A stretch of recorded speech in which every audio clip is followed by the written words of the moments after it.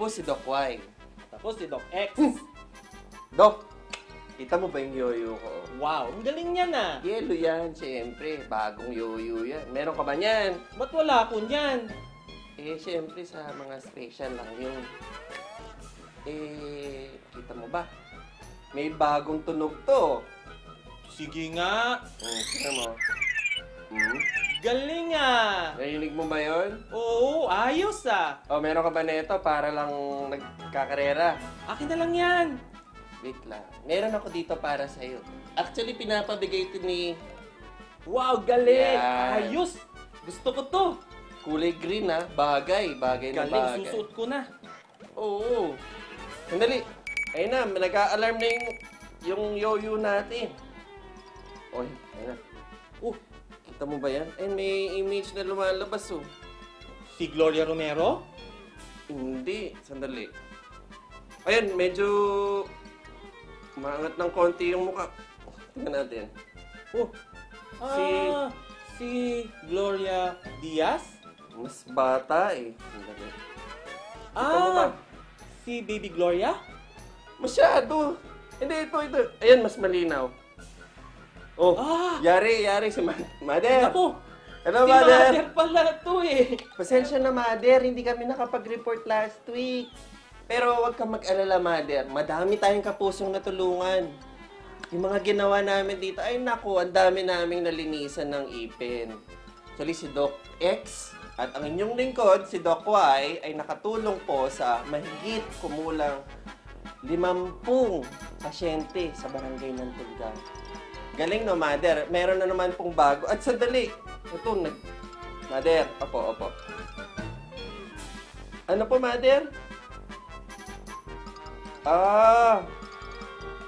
Paano ba yan, Doc X? Pinapabalik ako ni Mother sa Barangay Tulgao kasi may mga kasama pa tayo doon at kapusong kailangan ng tulong para sa bleaching. Paano ba yan? Ayos, Doc Y. Una muna ako sa'yo, ha?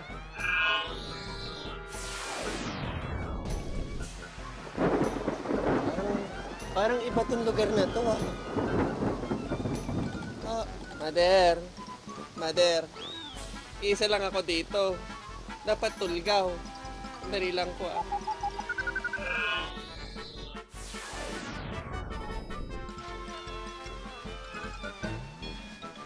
Mother, andito na tayo sa mga kapusong Tulgao. Tara, gawin na natin yung assignment ko. Ayon kay Lakay Season, napag-alaman namin na ang mga kapuso nating Tulgao, para lang mapaputi ang kanilang mga ipin at malinis, ginagamit nila yung pinong-pinong buhangin. At sa special occasion, yung rock salt. Nagdala kami ng tray system. Ito, sa tulong nila kay Season, tinulungan kami mag-translate. Ginamit namin ng isang tray system in combination ng bleaching strip. Kasama ng buong team ng Doc Smiley na tinuturuan ng bawat isa kung paano isuot ng tama yung bleaching tray. Tinuturuan natin isa-isa ang ating mga kapusong Tulgao kung paano ba ang tamang pagsuot ng tray system. Para lalo dun sa mga nagnanganga, papansin natin na may naiiwang strip sa loob ng bibig nila at ito'y nilalapat nila sa kanilang mga ipin. Normally, mga 10 to 20 minutes ang paggamit na itong bleaching tray na ito. Uy, Doc Y! Buti andyan ka na! Nandito na nga ako. Pinadala din ako ni Mother dito eh. Bakit nga ba? Ito yung bagong pasyente natin. Okay. Kamusta, Doc X? Anong gagawin natin sa kanya? Ang unang gagawin natin, Doc Y, ay ang in-office bleaching o tinatawag na power bleach. Meron dalawang klase ang bleaching na gagawin natin sa office. Ang tinatawag na with light and without light. So, anong gagawin natin dito sa pasyente mo na to? Mukhang mapapaganda mo pa ipin dito. Ano bang ginagawa mo dyan? Una, Doc Y, oral diagnosis. Pagkatapos ng oral diagnosis, prophylaxis. Lilinisin muna natin yung ngipin, tanggalin ang mga mantsa, kung may mantsa yung ngipin, bago tayo mag-bleach. Okay. Parang merong kakaiba dyan. Nakahulma yata yung ipin na yan. Anong tawag dyan? fabricated tray yan, Doc Y, made out of silicone rubber. Okay. Sakto yun sa ipin ng pasyente. Yes, Doc Y, kasi sinukatan natin yung pasyente, yung ngipin niya, bago natin ginawan ng tray na made out of silicone. Ito nga yun.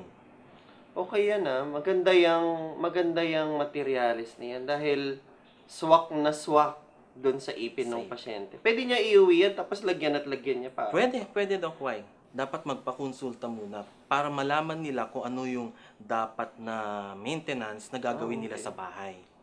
Ito naman, Doc Y, ang tinatawag na power bleach with light or in-office bleach with light.